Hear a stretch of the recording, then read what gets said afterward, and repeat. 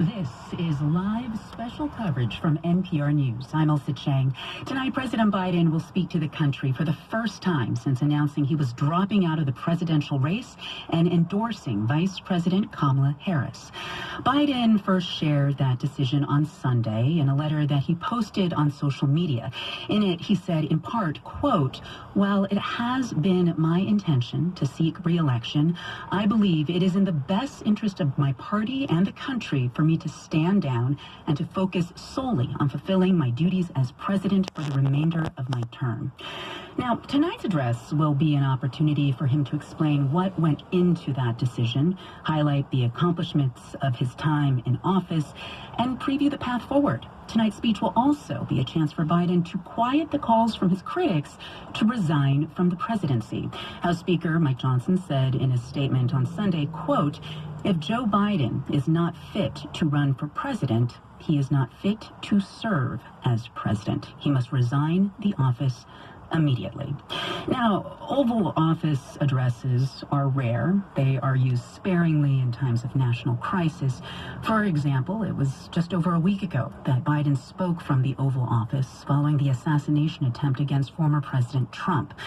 Biden is the first president since Lyndon B. Johnson in 1968 to outline his rationale for why he is not seeking a second term. And we're going to go to the president now. Behind the resolute desk in the Oval Office.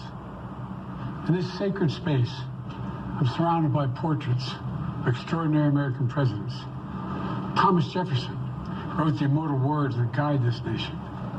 George Washington, who showed us presidents are not kings. Abraham Lincoln, who implored us to reject malice. Franklin Roosevelt, who inspired us to reject fear. I revere this office, but I love my country more. It's been the honor of my life to serve as your president. But in the defense of democracy, which is at stake, I think it's more important than any title. I draw strength and I find joy in working for the American people. But this sacred task of perfecting our union, it's not about me. It's about you, your families, your futures. It's about we, the people. And we can never forget that. And I never have. I've made it clear that I believe America is at an inflection point. One of those rare moments in history when the decisions we make now will determine our fate of our nation and the world for decades to come. America's going to have to choose between moving forward or backward, between hope and hate, between unity and division. We have to decide, do we still believe in honesty, decency, respect, freedom, justice, and democracy? In this moment, we can see those we disagree with not as enemies, but as fellow Americans. Can we do that? Does character in public life still matter? I believe I know the answer to these questions because I know you, the American people. And I know this. We are a great nation because we are good people. When you elected me to this office, I promised to always level with you, to tell you the truth. And the truth, the sacred cause of this country is larger than any one of us. And those of us who cherish that cause cherish it so much. A cause of American democracy itself. We must unite to protect it. You know, in recent weeks, it's become clear to me that I need to unite my party in this critical endeavor. I believe my record as president, my leadership in the world, my vision for America's future, all merited a second term. But nothing can come in the way of saving our democracy. That includes personal ambition. So I've decided the best way forward is to pass the torch to a new generation. That's the best way to unite our nation. You know, there is a time and a place for long years of experience in public life. There's also a time and a place for new voices, fresh voices, yes, younger voices. And that time and place is now. Over the next 6 months, I'll be focused on doing my job as president. That means I'll continue to lower costs for hardworking families, grow our economy. I'll keep defending our personal freedoms and our civil rights, from the right to vote to the right to choose. I'll keep calling out hate and extremism. Make it clear there is no place in America for political violence or any violence ever, period. I'm going to keep speaking out to protect our kids from gun violence. Existential threat. And I will keep fighting for my cancer moonshot so we can end cancer as we know it, because we can do it. And I'm going to call for Supreme Court reform because this is critical to our democracy, Supreme Court reform. You know, I'll keep working to ensure America remains strong, secure, and the leader of the free world. I'm the first president in this century to report to the American people that the United States is not at war anywhere in the world. We'll keep rallying a coalition of proud nations to stop Putin from taking over Ukraine and doing more damage. We'll keep NATO stronger, and I'll make it more powerful and more united than any time in all of our history. I'll keep doing the same for our allies in the Pacific. You know, when I came to office, the conventional wisdom was that China would inevitably surpass the United States. That's not the case anymore. And I'm going to keep working to end the war in Gaza, bring home all the hostages, and bring peace and security to the Middle East and end this war. We're also working around the clock to bring home Americans being unjustly detained all around the world. You know, we've come so far since my inauguration. On that day, I told you, as I stood in we stood in a winter of peril and a winter of possibilities. Peril and possibilities. We were in the grip of the worst pandemic in a century. The worst economic crisis since the Great Depression. The worst attack on our democracy since the Civil War. But we came together as Americans, and we got through it. We emerged stronger, more prosperous, and more secure. Today we have the strongest economy in the world, creating nearly 16 million new jobs, a record. Wages are up. Inflation continues to come down. The racial wealth gap is the lowest it's been in 20 years. We're literally rebuilding our entire nation, urban, suburban, rural, and tribal communities.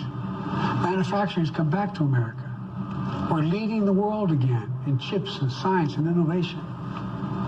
We finally beat Big Pharma after all these years to lower the cost of prescription drugs for seniors. And I'm going to keep fighting to make sure we lower the cost for everyone, not just seniors. More people have health care today in America than ever before. And I signed one of the most significant laws helping millions of veterans and their families who are exposed to toxic materials. You know, the most significant climate law ever in the history of the world. The first major gun safety law in 30 years. And today, the violent crime rate is at a 50-year low.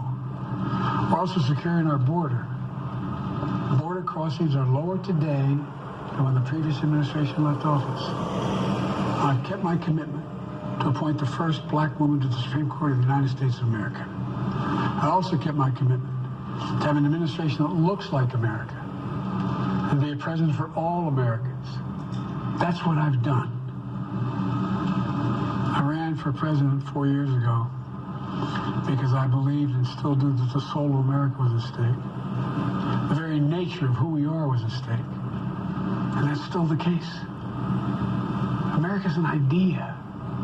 An idea stronger than any army, bigger than any ocean, more powerful than any dictator or tyrant.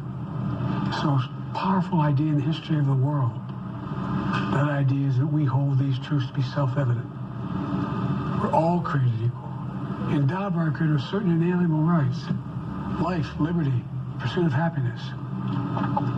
We've never fully lived up to this sacred idea, but we've never walked away from it either. And I do not believe the American people will walk away from it now.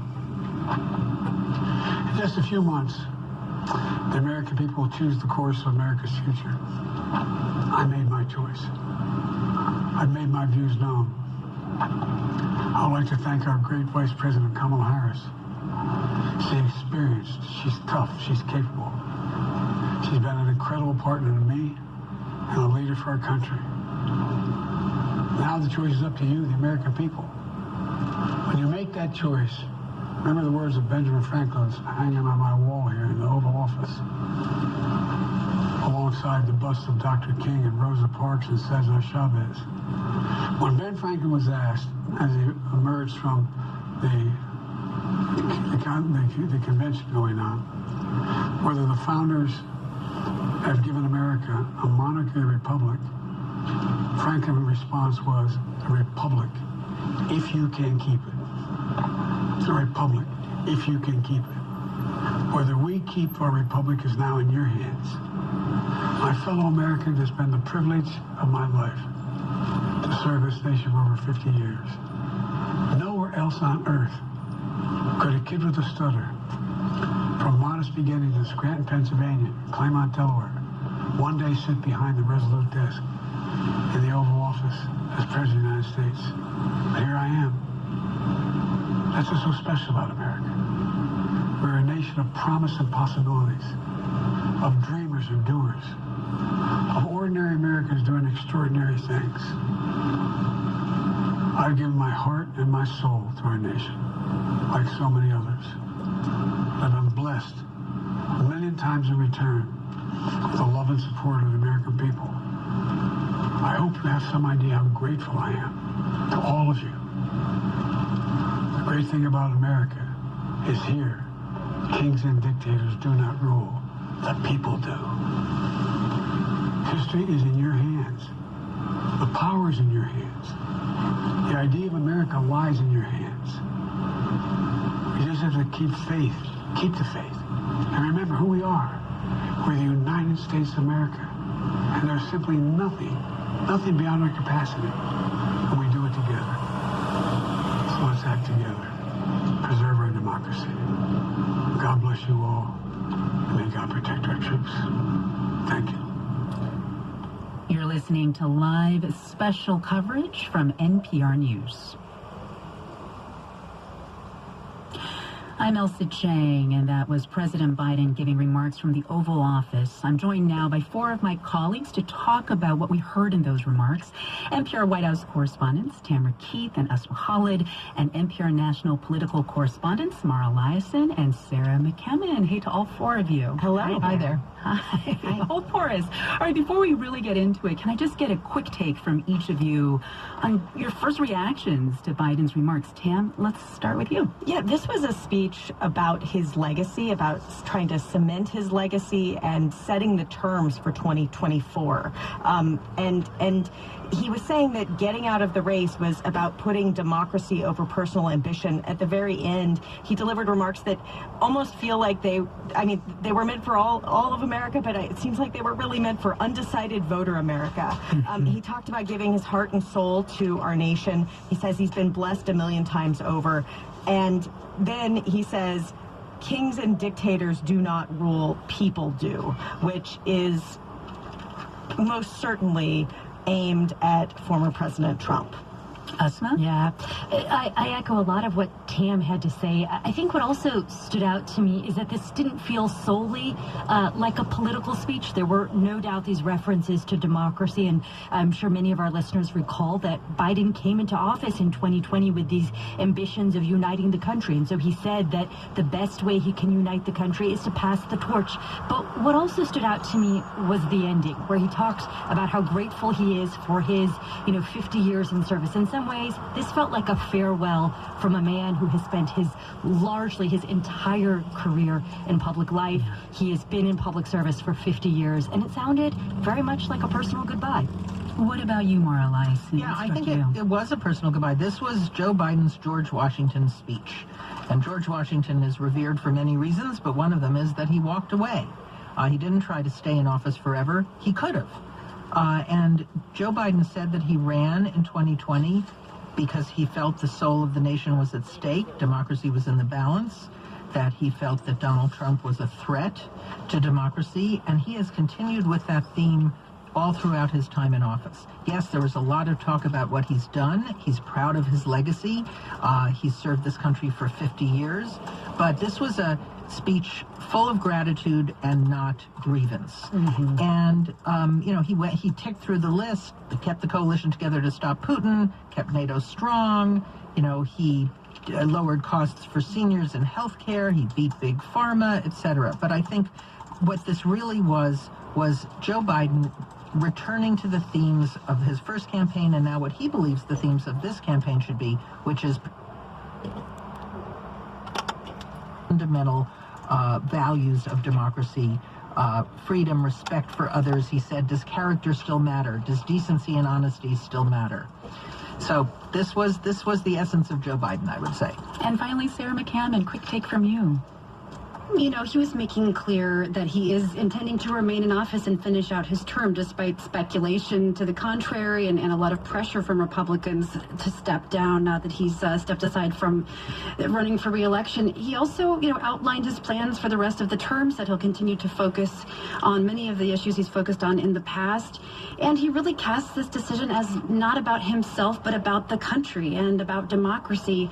And yet I couldn't help but notice the sort of tension that he reflected. He said there's a time and a place for experience, which I think is so much of what has driven Joe Biden for the last several years, this sense of duty and responsibility and experience that he brought to the office. But he said there's also a time for younger voices, and it's time to pass the torch. No doubt this was a difficult decision, but one he ultimately came to believe was the right one. So again, he spoke for about 10 minutes or so. It was mostly a farewell, a speech that kind of, to establish his legacy, not a lot of detail. But Tamara Keith, what did you make of what he said about how he would spend the rest of this term? We only have a few months left. He has returned to this theme many times, the idea that he needs to finish the job. What that means is continuing to work on the things that he's working on foreign policy that is trying to reach a ceasefire in Gaza, working on reproductive rights, the cancer moonshot he mentioned, which is something that he started working on after his son Beau died of cancer in 2015. Yeah. And he also mentioned the need for Supreme Court reform. He's going to call for it, but he's not going to get it this year. The reality is that he is now a lame duck president. He became a lame duck the second he said that he wasn't running anymore. But in reality, when Republicans won control of the House in 2023, his ability to do big legislation and big initiatives ended. The only way that he could do big initiatives again would be to get reelected and win the House and the Senate for Democrats. And now he is stepping aside. And his legacy will be decided by what happens in November. I was struck by how little he talked about Vice President Kamala Harris, who's going to be at the top of the ticket now or is barreling towards that direction at this point. Asma Khalid, you've covered Vice President Harris closely. Did that surprise you? I mean, maybe that just wasn't today's purpose for Biden to be talking about Harris. It was to be talking about himself today. Yeah, I do think it wasn't necessarily today's full purpose. I think today's purpose was to deliver this farewell message. But he did have a couple of lines, not extensively. He referred to Kamala Harris as being capable, an incredible partner to him, and experienced. He said that she would be a leader of this country. I will point out he had a lot more, I think, personal messages around Harris when he called in recently to his campaign headquarters in Wilmington, Delaware, where Kamala Harris spoke to staff that she has now inherited from Joe Biden as she launches her presidential bid. I think, I think that the clearest message he gave was when he actually did not mention Harris by name, but when he said that nothing could come in the way of saving the democracy, so he's decided the best way forward is to pass the torch. I was struck by that phrase because it is a phrase that so many lawmakers had explicitly used, pass the torch, when they asked for him to step down and not run this time. Yeah. I also noticed how the president was, telling the story of himself, right? The kid with a stutter who ended up in the Oval Office. Mara Liasson, President Biden has had this incredibly long career in politics. When you think about that long arc, how do you see these last few weeks fitting into that arc? Well, the last few weeks were really incredible. He started out defiant. He wasn't going to go anywhere. Of course, you mean the last few weeks after the disastrous debate performance. Then it sounded like he was in denial. He said the polls were all wrong. But in the end, Joe Biden was not deluded. He was attached to this origin story that you heard. That's the kid with the stutter story. That he's always been counted out. He always proves his critics wrong. That's kind of the political identity of Joe Biden. But now he's the guy who stepped aside for a younger generation because it was the best thing for democracy. That's also going to become part of his political brand. People don't walk away. We've seen it time after time. People get old in office. You know, you saw Dianne Feinstein, other people. This is something Joe Biden did not want to give up this job, but he realized that it was the best thing for his legacy, his party, and his country to do that. And, you know, that is a kind of selfless act. There was a time in these last couple of weeks where a lot of Democrats thought he was just going to stick it out and maybe take the party down with him. But let me ask you on the question of a president's legacy. If Joe Biden wants to tell the story that he is the man who stepped aside for democracy, how much do you think Biden's legacy will be determined by whether or not Trump wins this election? That story, will it hold? Will it hold if Trump wins? The measure of success, a successful legacy for any president, is getting their agenda enacted. Now, usually that takes 2 terms. And he's not going to have 2 terms, but he has to make sure that his vice president does. Otherwise, a lot of what he's done and what he's proudest of is going to be overturned. He talked about passing the biggest climate bill. He talked about the gun safety law. He talked about the border is finally under control, violent crime is down. A lot of those things might not be part of his legacy if Harris doesn't win. So I think that how he compares to past presidents is still an open question. He definitely passed more bipartisan legislation than Obama. He's been successful in foreign policy in some areas, like keeping the Western Alliance together. But I think we don't know yet kind of where he'll fit, where his legacy will fit in the pantheon of presidents. That's going to take a couple more years. History is always constantly writing itself. Sarah McCammon, while Joe Biden and his team, while they're trying to tell the story about the man who stepped aside in the name of democracy, Donald Trump and his team, they're telling a different story. How has the Trump campaign responded so far to Biden's decision not to seek re-election? You know, on the one hand, Republicans have been saying that Biden has been infirm for a long time and that top Democrats, including Harris, have covered that up and enabled him. You know, Trump released a statement not long after the news came out saying that everyone knew he wasn't capable of being president. And we heard similar thoughts from House Speaker Mike Johnson and others. But on the other hand, Republicans have also been referring to Biden's withdrawal from the race and Vice President Harris's ascension to apparently likely soon the top of the ticket, describing that as a coup. We've heard this from people like Arkansas Senator Tom Cotton and conservative commentators, and Vice Presidential nominee J.D. Vance sort of assented to the idea in a Fox News interview, said he thought it was a coup, which, you know, seems to be really at odds with the idea that Biden was so infirm he had to step aside. I'm not sure if those ideas are compatible. We've also seen Republicans turn their focus now, not surprisingly, to Vice President Harris as she ascends toward the nomination. And we're starting to get a taste of what some of those attacks on her are going to look like. You know, many Republicans have been, in essence, campaigning against her for months. She's long been a focus of attacks, but the heat is being turned up. Yeah. Let's talk more about Vice President Harris. Asma Khalid, I mean, because you've been spending so much time covering her, what have you thought about her first few days on the campaign trail and how it compares with the Vice President Harris you have seen for the last 4 years? Do you see a shift? I have seen a shift, but I don't know that I would say that I've only seen the shift just in the last week. I think the Vice President really came into her own and much more comfortable in this role around the time that the Supreme Court overturned Roe versus Wade. She became the administration's main spokesperson for reproductive rights, and then she also found an issue in which she could really go on the attack. And that to me is key to when Harris and when her supporters see her to be very strong, is when she is in attack mode.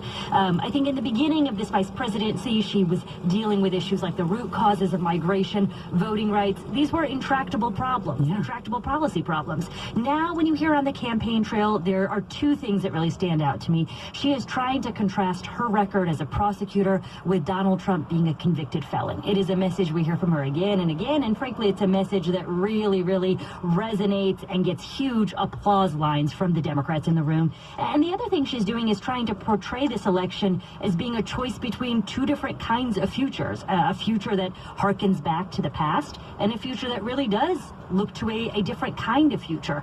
Her being a woman of color, I think really gives her also the opportunity to, sort of implicitly make this about a very different race. She's also 2 decades younger than Trump, a different race than we would have seen had Joe Biden been at the top of the ticket. Yeah. I'm also really curious on the campaign trail now, because this administration has from day one been called the Biden-Harris administration. How much do you see Harris trying to distinguish herself from President Biden as she now campaigns to become